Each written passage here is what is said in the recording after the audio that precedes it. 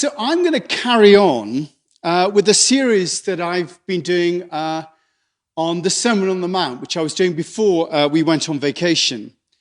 And just a bit of a recap, the sermon starts with the Beatitudes, where Jesus shows the journey that the soul's got to take in order to live in the nature of Christ. He describes the character in the Beatitudes of someone living in the nature of Christ.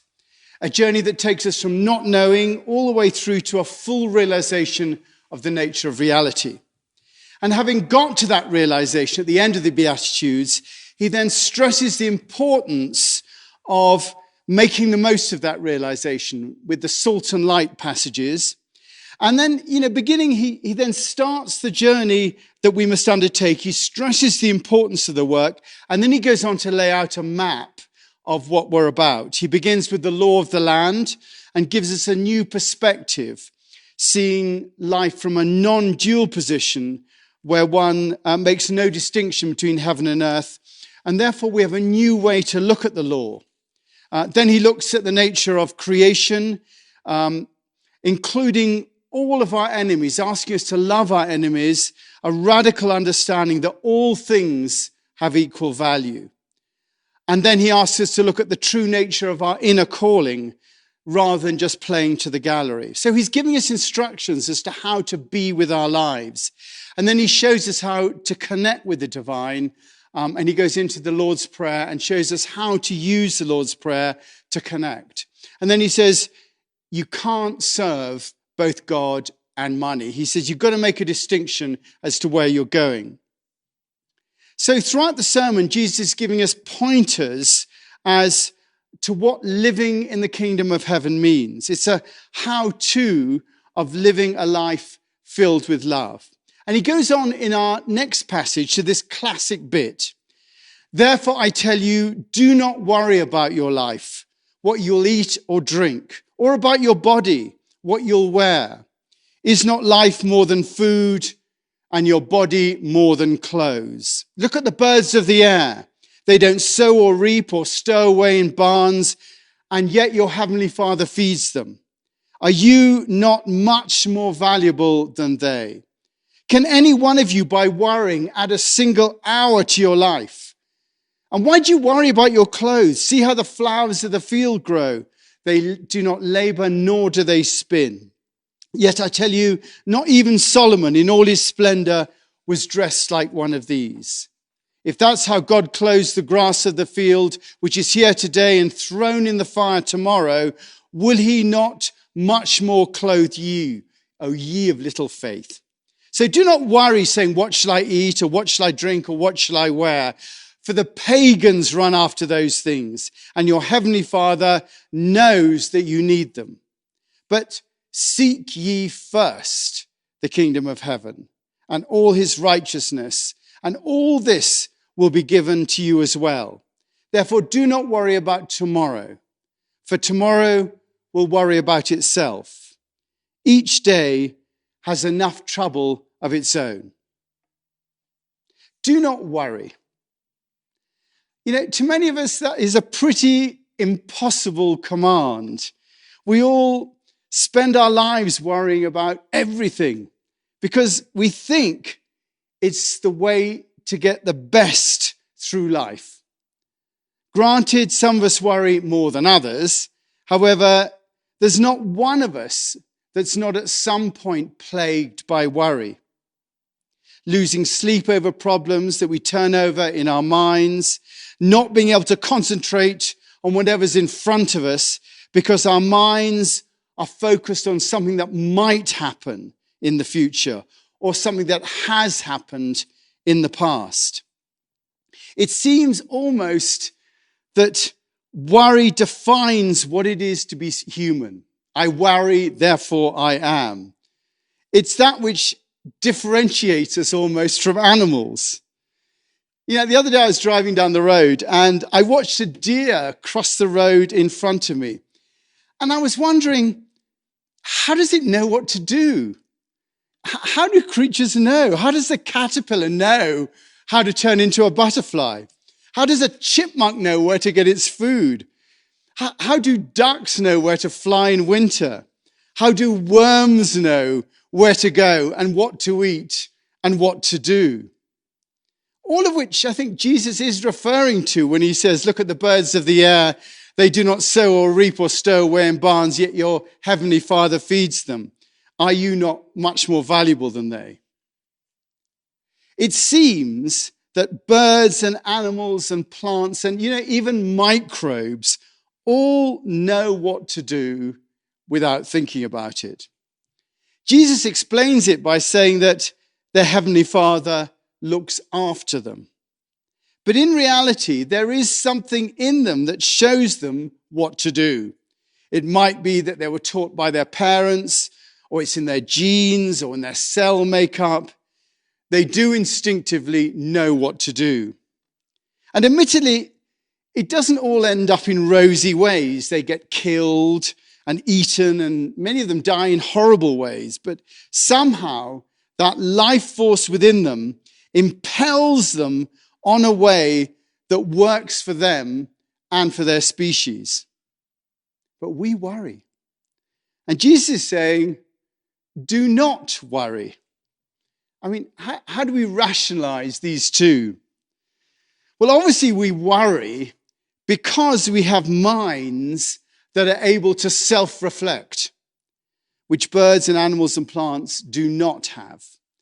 That self-reflecting is there for our survival. Unlike animals, we can work out the best ways not to get killed or eaten. We can band together and we can work things out for our survival. Because the purpose of the rational mind is to help us survive. But the byproduct of the rational mind survival is worry. Our mind turning over the possibilities to try and come up with the right outcome, which is useful to work out how to survive. However, it's not useful if it turns into a preoccupation, a worry that plays over and over again in our minds without resulting action. Such worry leads us to be debilitated and takes away our ability to live life to the full. So how do we deal with that? Well, first, I think we have to understand the backstory, the real nature of reality that we live in. Because in our day-to-day living, that backstory that we have is often forgotten.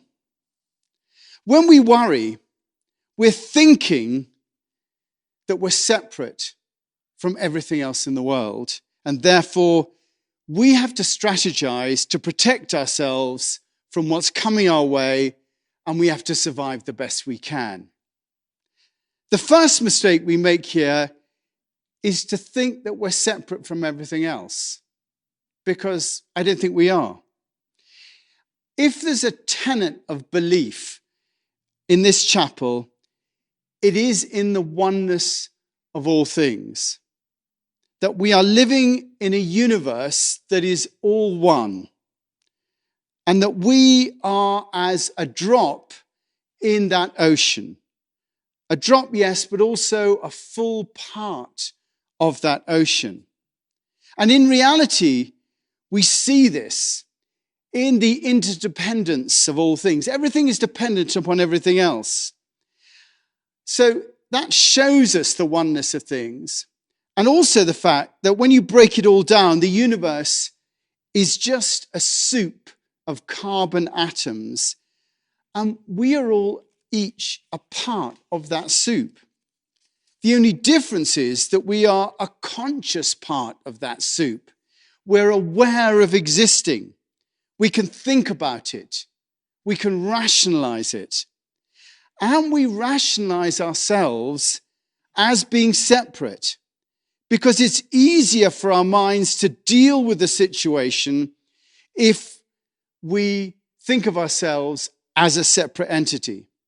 Whereas the reality is that we're all a part of one whole. So that's the first thing. And I think secondly, our awareness of being alive comes, we're talking about the backstory. So the first part of the backstory is that we're all one. and that we're all a part of one universe. And the second part of the backstory is that our awareness of being alive comes through the portal of our consciousness. Each of us has our own little portal into the hole that we look into. And we look in, and everybody else looks into that hole as well. And we all think that we're separate, but in reality, we are just one of 14 billion human eyes looking into the same reality.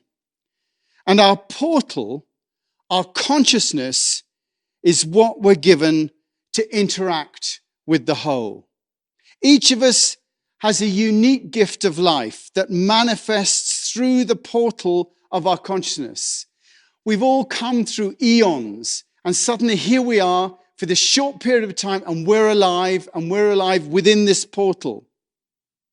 Now, the thing is, when we realize that we're a part of a greater whole, that we are that drop in an ocean, then we see that there's actually nothing to fight against because we're a part of that ocean. We move with it. Our enemy is but the shadow that we ourselves cast. And all of creation is of a whole that's gradually moving towards a greater consciousness and realization. And we are part, as I've said before, of that evolution of consciousness.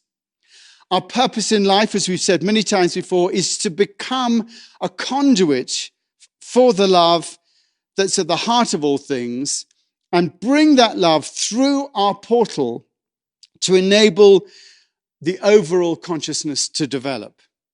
And the way we do that is by completely trusting in the universe, by trusting in our lives and understanding that what the universe brings us in a moment-by-moment basis is exactly what we need to put our attention on and to bring love into. Therefore, our potential in life is not what our minds can dream up for us to do. It's not our great success. It's not even our great failure. It's not our wonderful plans or our ideas. No, our potential in life is all about how we respond to the present moment in the present moment. In this moment lies all the good that we can do in the world. Everything else is just moving the deck chairs on the Titanic, which is why Jesus says, do not worry. That's the backstory. He's saying, do not try and overthink your life, because then you'll miss your true potential, which lies in the present moment. How do I deal with being with you now? How do I deal with this situation? How do I respond to it? How do you deal with those sitting around you? How do you deal with the curveballs that the universe will throw you? It's there that the potential lies. It is through your response to the present moment that you bring the love that you have within you into the ocean that's around you. And to worry takes away from that. We have to completely trust the universe around us and realize that we've each been given a unique portal, this consciousness. And it only lasts for each of us a few years for us to make our contribution. We're only here, conscious, realizing it for a few years. And the only way we can do that, to make that contribution, is to respond to the present moment through the portal of this consciousness that we've been given. Everything else is just what you think about it. So in a way, Jesus is asking us to be like the birds of the air, the deer, the grass, the worms, and respond to our lives in the present moment, not overthinking what we're doing. Yes, our minds are useful. Yes, we should think about things. But Jesus is saying that the enlightened mind, once they've thought about things, then realizes its place in the world and lets go of trying to control the outcomes of what it does, because it can't control them. It lets go of that.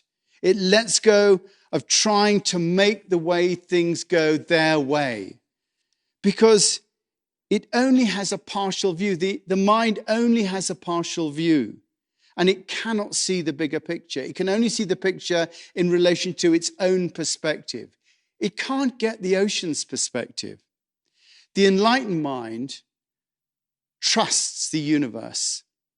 As the Tao Te Ching says, it does its work and then it lets go, because that's the path to serenity. So worry takes us out of the present moment. And so it robs us of our ability to make the contribution that we were born to make, which lies within our response to the universe as it comes to us in that present moment. All of which is the theory. But, how do you put that into practice? Well, I think there are two ways to actively put it into practice. First, you have to be able to control your mind. And secondly, you have to be willing to act. Jesus, in talking about not worrying, he's actually specifically referring to controlling your mind. When he says do not worry, he's referring to the activity of the mind. He's saying stop all that stuff that is going on. So he's referring us to the way that we control our minds. He's saying, look, I know your minds worry a lot. However, you have to stop our minds and not worry. And so we have to think about, how do we control our minds? And of course, one of the ways that we control our minds is by meditation. That is the purpose. In meditation, we practice not having our minds be in control of us. And by practicing that, it means that in our lives, after our meditation, as we go about our lives, we have a greater control of our minds, and we can stop ourselves worrying because we've been practicing that. We can say to our minds, look, just don't go there. You know that thing that you're continually turning around, that worry, that fear? Don't go there. Don't think about it. Stop worrying the ball of string and put it down.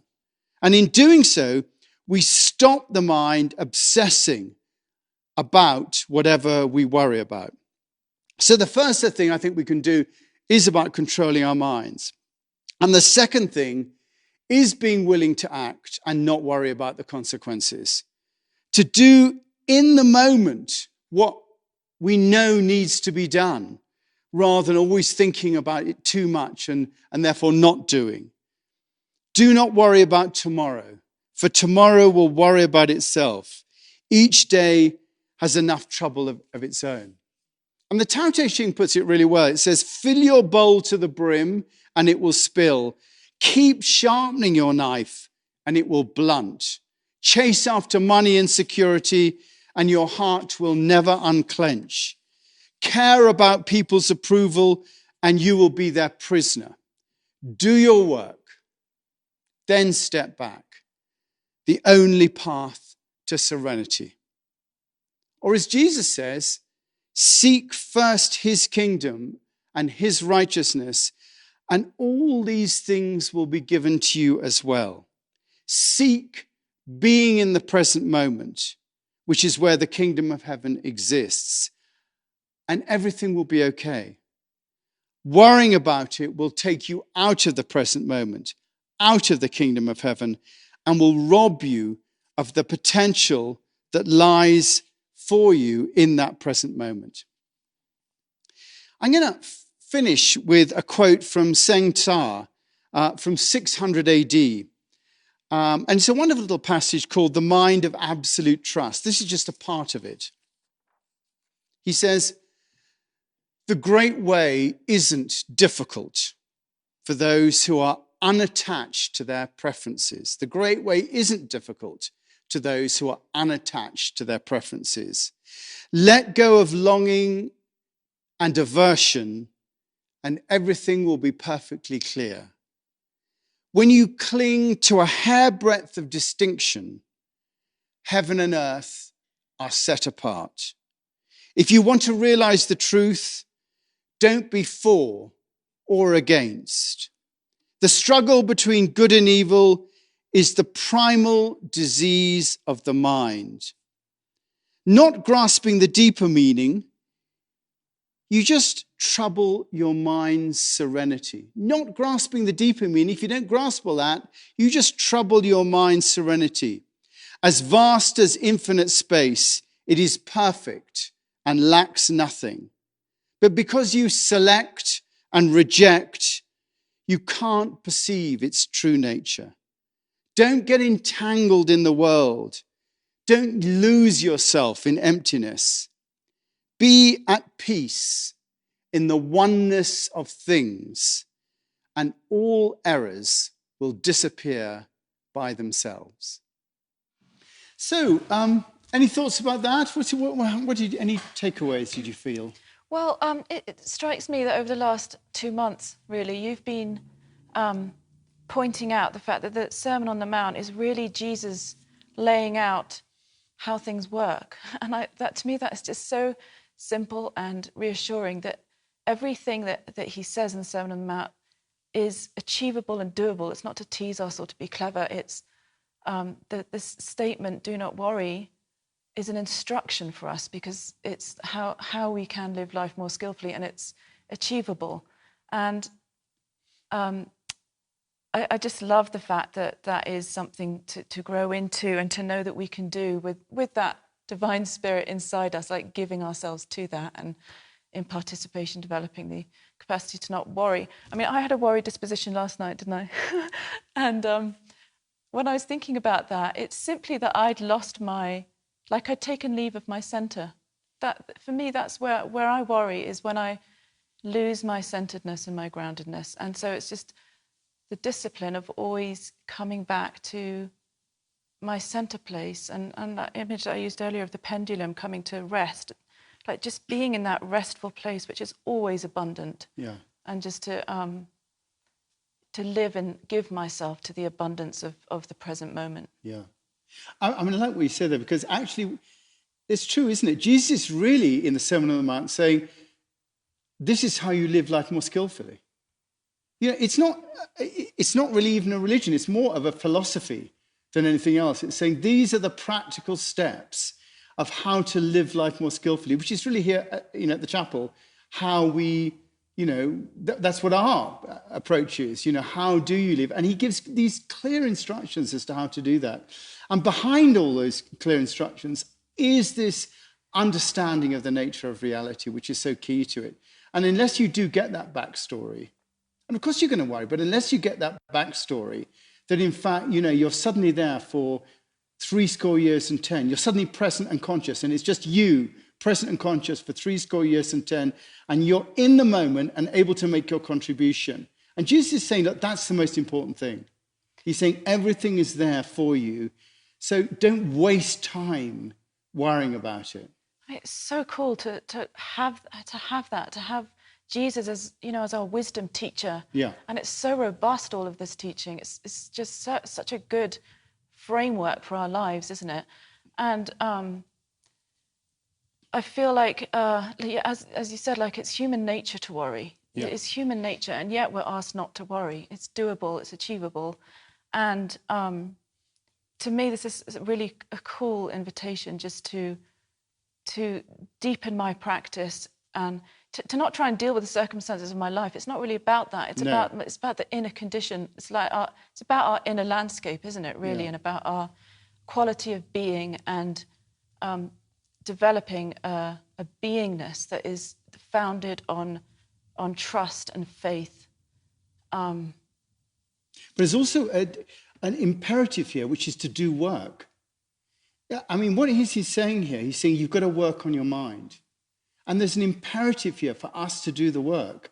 which is to not get tied up in those things, to actually discipline our mind, say, don't go there. There are more important things to do than turn it around. So he's giving us that imperative to work. There is something that we can do in our lives, and he's showing us the way that we can do that. I mean, this is why, the Christian path, or whatever spiritual path, it is a big ask, isn't it? It's like, it's hard, and we have to give ourselves to it, but it's completely rewarding and completely works. And really, it's quite interesting to see the same passages in the Tao Te Ching. I think all, of the big religions are really setting out what the nature of reality is and how you should be responding to them. And as you say, it is a big ask, but we have had the presence, particularly over the last 2,000 years, to be able to begin to realize in that self-reflection how we can make a difference. Yeah, and also finally, just just this sense that we are so deeply accompanied, by that divine spirit. Yeah. Like, we're not on our own, we're accompanied, and in community. And this is why, like, this chapel is so important. Like, just being there for each other in community just helps with all of this too, doesn't it? So I think it's so important. Yeah, being in community, that's absolutely right. Yeah.